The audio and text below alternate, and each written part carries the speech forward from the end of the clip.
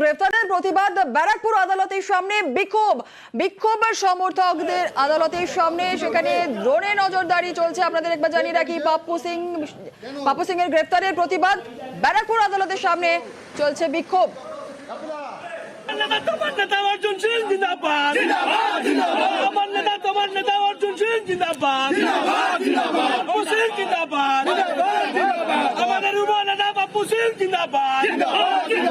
কি পরিস্থিতি রয়েছে আরো বিস্তারিত জেনে নেবো। আমাদের সঙ্গে রয়েছেন আমাদের প্রতিনিধি অরুণ, আরো বিস্তারিত বলবে। অরুণ।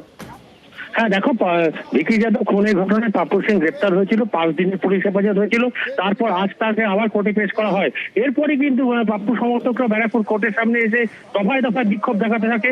তাদের দাবি হচ্ছে যে পাপ্পু সিংকে শুধু পাপ্পু সিং না, সবাই আমরা সবাই পাপ্পু সিং বলে আমাদের গ্রেপ্তার করতে হবে। এই দাবি তুলে কিন্তু বিরোধ একেবারে কোর্ট চত্বরের সামনে বিক্ষোভ দেখাতে শুরু করে দেয়। এরপর বিশাল পুলিশ বাহিনী ঘটনাস্থলে আসে এবং এলাকার নিরাপত্তা যাতে বিঘ্নিত না হয় সেই জন্য কিন্তু পুলিশের তরফ থেকে ড্রোন দিয়ে নজরদারি চলছে।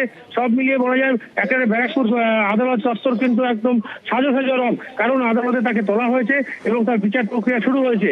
ফলে যারা সমর্থকরা রয়েছে তাদের বিভিন্ন দফায় কিন্তু তাদের পুলিশ যতই তাদের সরিয়ে দিচ্ছে, আবার নতুন করে তারা বিক্ষোভ প্রদর্শন করছে। বেশ, ধন্যবাদ অরুণ।